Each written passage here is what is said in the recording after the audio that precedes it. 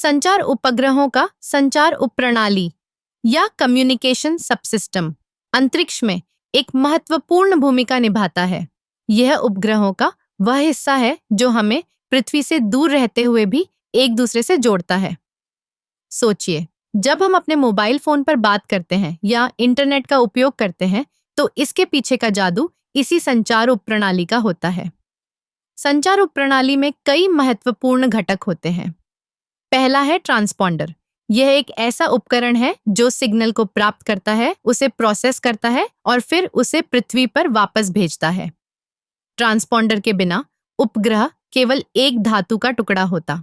इसके बाद आता है एंटीना। एंटीना उपग्रह के बाहरी हिस्से पर होता है और यह सिग्नल को पृथ्वी से उपग्रह तक और उपग्रह से पृथ्वी तक भेजने का काम करता है। अब बात करते हैं सिग्नल की। सिग्नल को आमतौर पर माइक्रोवेव फ्रीक्वेंसी में भेजा जाता है। यह फ्रीक्वेंसी इतनी उच्च होती है कि यह पृथ्वी के वायुमंडल से आसानी से गुजर जाती है।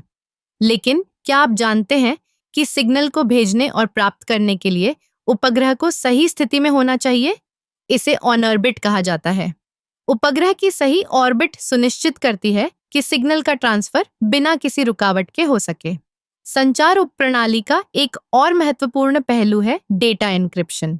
जब हम इंटरनेट पर डेटा भेजते हैं तो यह सुनिश्चित करना आवश्यक है कि वह सुरक्षित रहे। उपग्रहों में डेटा एन्क्रिप्शन तकनीक होती है जो हमारे डेटा को हैकिंग से बचाती है। यह तकनीक हमारे व्यक्तिगत और संवेदनशील जानकारी को सुरक्षित रखने में मदद करती है। संचार उपग्रहों का उपयोग केवल टेलीफोन और इंटरनेट तक सीमित नहीं है। वे मौसम की जानकारी, प्राकृतिक आपदाओं की चेतावनी और यहाँ तक कि सैन्य संचार में भी महत्वपूर्ण भूमिका निभाते हैं।